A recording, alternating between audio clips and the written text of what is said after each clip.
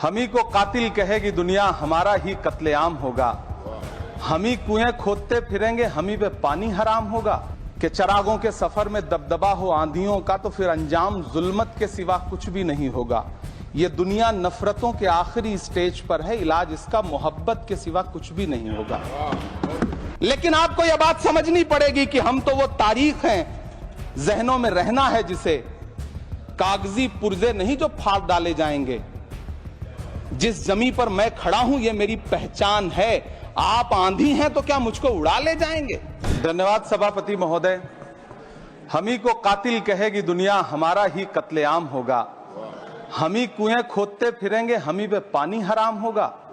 सभापति महोदय, सन 1947 में दिल्ली की जामा मस्जिद की तारीखी सीढ़ियों पर खड़े होकर के भारत रत्न मौलाना अबुल कलाम आजाद साहब ने कहा था कि मुसलमानों कहां जा रहे हो, यह है तुम्हारा मुल्क, यहां तुम्हारे आबाओ अजदाद की कब्रें हैं। उस वक्त मौलाना आजाद की ये सदाएं सुन करके लोगों ने अपने सरों की गठरियां उतार करके रख दी थी। आज उसी दिल्ली में मौजूद देश की संसद में एक बिल आया है जो हमसे उसी जामा मस्जिद की सीढ़ियों के सबूत मांगेगा, जो उन्हीं सीढ़ियों के पास अपनी कब्र में सोए हुए मौलाना आजाद को फिर से कब्र से सदा देनी पड़ेगी कि ये जो कब्र है वो मेरी कब्र है, ये किसी सरकार की जागीर नहीं है। सभापति महोदय, मैं जहां खड़ा हूं इसी संसद भवन के सामने सड़क के उस पार अपनी कब्र में सोए हुए भारत के पूर्व राष्ट्रपति फखरुद्दीन अली अहमद की कब्र है। शायद अब उस कब्र से भी सदाएं आए कि ये कब्र मेरी कब्र है, ये सरकार की जागीर नहीं है। सभापति महोदय, मैं वक्फ कानूनों में किए जा रहे संविधान विरोधी बदलावों के खिलाफ बोलने के लिए खड़ा हुआ हूं। संविधान का आर्टिकल 14 हो, 29 हो, 30 हो, चीख चीख कर कहता है कि देश में सब बराबर के हकदार हैं। आर्टिकल 26 कहता है कि सबको अपने अपने मजहबी कामों के लिए मंदिर, मस्जिद, गिरजाघर, गुरुद्वारों का निर्माण करने का हक है और उसका रखरखाव का भी हक है। लेकिन डॉक्टर बाबा साहब अंबेडकर के संविधान को हर दिन कुचलने वाली ये सरकार देश के मुसलमानों से नफरत में इतनी अंधी हो गई है कि खुलेआम देश की संसद में देश सरकार के माइनॉरिटी मिनिस्टर साहब और होम मिनिस्टर साहब झूठ बोलते हैं और देश को गुमराह करते हैं। झूठ शब्द असत्य बोलते हैं। सरकार ने इस बिल का नाम उम्मीद रखा है। मंत्री जी कल से इसे देश के मुसलमानों के लिए नई उम्मीद बता रहे हैं। नहीं मंत्री जी, न तो ये बिल मुसलमानों के लिए नई उम्मीद है और न ही उम्मीद की नई किरण। सभापति महोदय, भाजपा ने पूरे देश में वक्फ के नाम पर कई सारे झूठ फैलाए हैं। आइए आज उनकी सच्चाई पर बात करते हैं। वक्फ ट्रिब्यूनल को ऐसे बताया जाता है जैसे वक्फ ट्रिब्यूनल कोई मजहबी खाप पंचायत हो।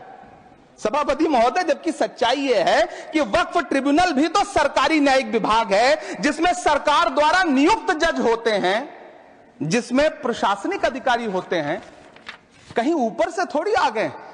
सभापति महोदय, देश के गृह मंत्री जी ने इसी सदन में कहा कि वक्फ ट्रिब्यूनल के फैसले के खिलाफ कोई कोर्ट नहीं जा सकता, जबकि सच यह है कि वक्फ एक्ट 1995 की धारा 83(9) के तहत हाई कोर्ट वक्फ ट्रिब्यूनल के फैसले की न सिर्फ समीक्षा कर सकता है बल्कि उसे बदल भी सकता है। सच तो यह है कि वक्फ बोर्ड खुद अपनी जमीनों के लिए कई सारी कोर्ट में मुकदमे लड़ रहा है।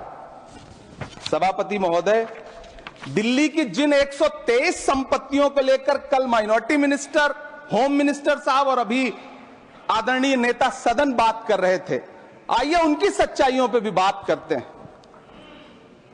1911 में जब अंग्रेजी हुकूमत ने कोलकाता के बजाय दिल्ली को राजधानी बनाने का फैसला किया तो रायसीना हिल्स के चारों तरफ जो मुसलमानों की ढेर सारी जमीनें थी उनको एक्वायर किया गया और लुटियन को इसकी तामीर की जिम्मेदारी सौंपी गई।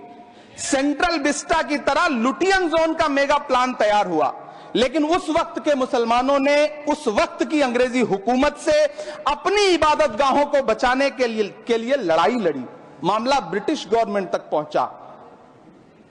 तब यह तय हुआ कि वो जो धार्मिक स्थल हैं उन्हें जस का तस रहने दिया जाएगा। इंडिया गेट के बगल वाली मस्जिद हो, जाप्तागंज, सुनहरी बाग मस्जिद हो, पार्लियामेंट रोड वाली मस्जिद हो, ऐसी 123 संपत्तियों के मैनेजमेंट के लिए 1913 में मुसलमान वक्फ वैलिडेशन एक्ट बना और उसके बाद एक नया शहर बसाया गया जिसे लुटियंस जोन का नाम दिया गया। फिर 1943-45 के बीच एक और समझौता हुआ आजादी से पहले, उसके तहत काफी सारी वक्फ जायदादों को सुन्नी मजलिस औकाफ बनाकर उसके अंडर किया गया ताकि उसकी देखरेख की जा सके। गृह मंत्री जी 2 दिन से सदन में जो बात कह रहे हैं वो दरअसल 123 संपत्तियां उसी सुन्नी मजलिस औकाफ के तहत आती। सभापति महोदय, आजाद भारत आजाद हुआ। आजादी के बाद भारत में 1954 में वक्फ एक्ट लागू हुआ, जिसकी धारा 9 के तहत 1964 में केंद्रीय वक्फ काउंसिल का गठन हुआ। दिल्ली की वही 123 प्रॉपर्टीज को 1970 में सर्वे गजट करके गजट नोटिफाई किया गया। इसके निपटारे के लिए पूर्व प्रधानमंत्री इंदिरा जी के द्वारा 1974 में एक बर्नी कमेटी बनाई गई। बर्नी कमेटी ने 1976 में इन 123 संपत्तियों को दिल्ली वक्फ बोर्ड की संपत्ति होने की रिपोर्ट सौंपी। उस रिपोर्ट के आधार पर 1984 में कांग्रेस सरकार ने उन 123 प्रॉपर्टीज को दिल्ली वक्फ बोर्ड को सौंपने का फैसला किया, जिसके खिलाफ विश्व हिंदू परिषद कोर्ट गई। मामला 2011 तक पेंडिंग रहा। फिर 2011 में कोर्ट ने सरकार को आदेशित किया कि इसका निपटारा करो। तब 2013 में तत्कालीन यूपीए सरकार ने दिल्ली की उन्हीं 123 जायदादों को बर्नी कमेटी की सिफारिशों के मुताबिक वक्फ बोर्ड के हवाले किया। यही वो प्रॉपर्टीज हैं जिनके नाम से गृहमंत्री जी कल से कांग्रेस को कोस रहे हैं। फिर आई 2014 में भाजपा की सरकार, जो तब से इन जमीनों को हड़पने की साजिश कर रही है। जिस बिल को मुसलमानों के हुकूक की हिफाजत करने वाला बिल बताया जा रहा है, उसी को पेश करने के लिए और उस पर बात करने के लिए लोकसभा में भाजपा सरकार के पास एक भी मुस्लिम सांसद नहीं है। जिस वक्त, मैं लोकसभा कह रहा हूं, सुना करिए, जिस वक्फ बिल को मुस्लिम महिलाओं को हक दिलाने वाला बताया जा रहा है, उसे संसद में पेश करने वाली पार्टी के पास न तो राज्यसभा में, न लोकसभा में, न देश की किसी विधानसभा में एक भी मुस्लिम महिला सदस्य नहीं। कल किरण रिजिजू जी कह रहे थे कि रेलवे की जमीनें देश की जमीनें हैं, डिफेंस की जमीनें देश की जमीनें हैं। हां मंत्री जी, हैं, बिल्कुल हैं। ये जो वक्फ की जमीनें हैं, ये हमारे पुरखों ने धार्मिक कामों के लिए डोनेट किया है, तो हम भी तो इसी देश के नागरिक हैं, हम भी तो इसी देश के बेटे हैं, तो वक्फ की जमीनें भी तो इसी देश की जमीनें हैं। उनको पराया क्यों बोलते हैं आप? सभापति महोदय, अशफाकुल्लाह खान जब फैजाबाद की जेल में फांसी के फंदे पर झूल रहे थे, तो इसी देश की जमीन के लिए झूल रहे थे ना। सभापति महोदय, अंडमान की जेल में काला पानी की सजा काटकर अपनी जान देने वाले मौलाना फजले हक खैराबादी हो या शेर खान अफरीदी हो, वो भी तो इसी जमीन के लिए अपनी जान दे रहे थे ना। सभापति महोदय, पाकिस्तान के खिलाफ लड़ते हुए अपनी जान देने वाले महावीर चक्र विजेता ब्रिगेडियर उस्मान हो या पाकिस्तान के पैटर्न टैंक उड़ाने वाला परमवीर चक्र विजेता वीर अब्दुल हमीद हो, वो भी तो इसी जमीन के लिए अपनी जान दे रहा था ना। और मंत्री जी, मैं इस सदन में अलल ऐलान ये कहता हूं कि जब भी इस देश की जमीन को लहू की जरूरत होगी, आपसे 2 कदम आगे इमरान खड़ा मिलेगा। ये मैं आपसे यकीन दिलाते हुए कह रहा हूं। सभापति महोदय, मैं सरकार से कहना चाहता हूं, हमसे हमारी इबादत गाहें तो मत छीनिए ना, हमारे घरों पे बुलडोजर तो मत चलाइए ना, हमारी कब्रों में तो हमें सुकून से सोने दीजिए ना। सभापति महोदय, माइनॉरिटी मिनिस्ट्री का बजट कट करके, मुस्लिम बच्चों की स्कॉलरशिप बंद करके अब सरकार कह रही है कि हम वक्फ की आमदनी से गरीब मुसलमानों का भला करेंगे। गुजरात की बेटी बिल्किस के बलात्कारियों की रिहाई के बाद उन्हें माला पहनाने वाली लोगों के नेता ये कह रहे हैं कि यह बिल मुस्लिम महिलाओं को उनका हक दिलाएगा। धन्यवाद मोदी जी, क्या बढ़िया सौगातें मोदी दे रहे हैं आप। पहले हमें गुजराते मोदी दिया, अब सौगाते मोदी दे रहे हैं। लेकिन यह सरकार इतना याद रखे कि इसी ठसक के साथ देश की संसद में सीए का कानून भी लाया गया था और कहा गया था बड़े बड़े भाषण देकर के कि पड़ोसी देशों से हिंदू भाइयों को ला करके यहां नागरिकता दी जाएगी। लेकिन मैं आपके संज्ञान में लाता हूं सर कि पिछले इतने दिनों में इनसे नागरिकता लेने के लिए 2000 व्यक्ति भी नहीं आए, जबकि इसके उलट इन्हीं की सरकार में पिछले 10 साल में 15 लाख से ज्यादा भारतीयों ने भारत की नागरिकता छोड़ करके दूसरे देश में जाकर के बस गए। यह हुआ उस कानून का अंजाम। सभापति महोदय, इसी तरह की जिद के साथ किसानों के खिलाफ भी कानून लाए गए थे। जिस तरह आज वक्फ के फायदे गिनाए जा रहे हैं, उसी तरह से किसानों को भी कृषि कानूनों के फायदे गिनाए गए थे। लेकिन अंजाम क्या हुआ? 700 किसानों की शहादत लेने के बाद सरकार को अन्नदाता किसानों के सामने घुटने टेकने पड़े और कृषि कानून वापस लेने पड़े। जिल्ले इलाही, जमहूरियत जो है वो नफरत और ठसक से नहीं चलती है, अकड़ से नहीं चलती है, उसमें सबकी हिस्सेदारी जरूरी है। कल देश के माइनॉरिटी मिनिस्टर ने लोकसभा में खड़े होकर एक शेर सुनाया था कि मुझसे कोई बदगुमान न हो, तो मैं उन्हें एक शेर सुनाना चाहता हूं कि मैं आज जद पे हूं तो इतना खुशगुमान न हो, मैं आज जद पे हूं तो इतना खुशगुमान न हो, चराग सबके बुझेंगे हवा किसी की नहीं।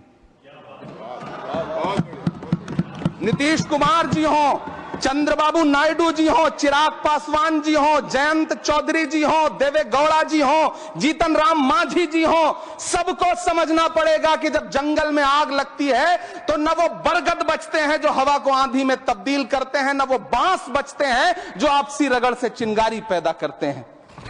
सभापति महोदय, जब देश को मनमोहन सिंह साहब जैसा काबिल प्रधानमंत्री मिलता है तो देश को आरटीआई जैसा एक्ट मिलता है, सेज जैसा एक्ट मिलता है, मनरेगा जैसा एक्ट मिलता है, लिबरलाइजेशन मिलता है, राइट टू एजुकेशन मिलता है, नेशनल फूड सिक्योरिटी एक्ट मिलता है।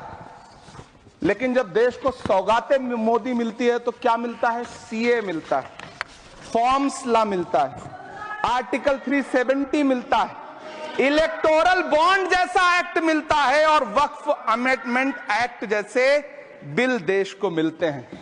मुझे तो अपने हमवतन भाइयों से पूछना है कि आपको अपने बच्चों की तरक्की, खुशहाली और नौकरी की दरकार है या फिर मुसलमानों की दान की गई जमीनों को लूट कर धन्ना सेठों को देने की साजिश करने वाले कानून की? सभापति महोदय, यह सरकार रात के 3 बजे तक पूरे देश को जगा करके संसद में अपने ही नागरिकों को नीचा दिखाने के लिए वक्फ बिल ला रही थी, तो उधर रात के 1:30 बजे अमेरिका हम पर 26% टैरिफ लगा रहा था। सरकार की प्राथमिकताएं देश को पता। सभापति महोदय, मैं बहुत भावुक हूं आज, और मुझे अच्छा लगा कि आदरणीय नेता सदन जगत प्रकाश नड्डा जी ने बहुत अच्छी बातें भी की, मन से बातें की। क्योंकि उनके नाम में प्रकाश जुड़ा है तो मैं उनमें हमेशा एक रोशनी की किरण देखता हूं। मैं उनके सामने बहुत अदब से ये बात कहना चाहता हूं कि चरागों के सफर में दबदबा हो आंधियों का तो फिर अंजाम जुल्मत के सिवा कुछ भी नहीं होगा। ये दुनिया नफरतों के आखिरी स्टेज पर है, इलाज इसका मोहब्बत के सिवा कुछ भी नहीं होगा। मैं भावुक हूं, मेरी पलकें गीली हैं। अगर देश की एक बहुत बड़ी आबादी को लगता है कि आप उसका भला करने के लिए नहीं बल्कि उनकी इबादतगाहों, उनकी कब्रिस्तानों, उनकी खानकाहों को बर्बाद करने का बिल ला रहे हैं, तो फिर आप अगर समझाने में नाकामयाब रहे हैं तो यह आपकी नाकामयाबी है। पहले समझाइए, उसके बाद कोई बिल लेकर के आइए, तब शायद हम आपका इतनी पुरजोर तरीके से विरोध ना करें। लेकिन सभापति महोदय, मैं अंत में सिर्फ इतना कहना चाहता हूं कि इस बिल में जो भी पॉइंट्स दिए गए हैं, बॉम्सी पोर्टल देख लीजिए, सरकार का झूठ आपको पकड़ में आ जाएगा। हम डरे नहीं हैं, हम सिर्फ सरकार से अपील कर रहे हैं कि हमें अपना समझिए। हम आपके अपने हैं, इस देश के नागरिक हैं, और आप ताकत में हैं, संख्या बल के आधार पर बिल हो सकता है आप पास करा ले, लेकिन आपको यह बात समझनी पड़ेगी कि हम तो वो तारीख हैं, जहनों में रहना है जिसे, कागजी पुर्जे नहीं जो फाड़ डाले जाएंगे। जिस जमीन पर मैं खड़ा हूं ये मेरी पहचान है। आप आंधी हैं तो क्या मुझको उड़ा ले जाएंगे? आपको यह बात समझनी पड़ेगी। आपको अगर इतना विपक्ष की तरफ से पहले जेपीसी में इतने सारे पॉइंट्स आए और उसके बाद कल से लोकसभा में और राज्यसभा में सुझाव आप सुनने को तैयार नहीं है, लोगों की शंका को दूर करने के बारे में आप बिल्कुल सोच नहीं रहे, बस आप कह रहे हैं यह बिल उम्मीद की नई किरण है। नहीं साहब, इसे भले किरण जी लेके आए हैं, लेकिन ये उम्मीद की नहीं बल्कि नाउम्मीदी की किरण है। और इस देश की एक बहुत बड़ी आबादी इस बात से खदशे में है, शक में है कि आप सीधे उनकी जमीनों को लूट करके धन्ना सेठों को बेचना चाहते हैं। मेरी अब भी आपसे अपील है कि इस बिल को वापस लीजिए। यह बिल कहीं से आपके अपने नागरिकों के लिए अच्छा नहीं है। यह बिल सिर्फ इस देश के मुसलमानों को नीचा दिखाने का और अपने एक ऐसे मतदाता वर्ग को खुश करने का बिल है जिनको इस बिल के पास हो जाने से कुछ मिलेगा भी नहीं। लेकिन आप एक नैरेटिव देना चाहते हैं, एक मैसेज देना चाहते हैं। मेरी आपसे अपील है कि कृपया ये जो सबका साथ सबका विकास का नारा है, इस नारे को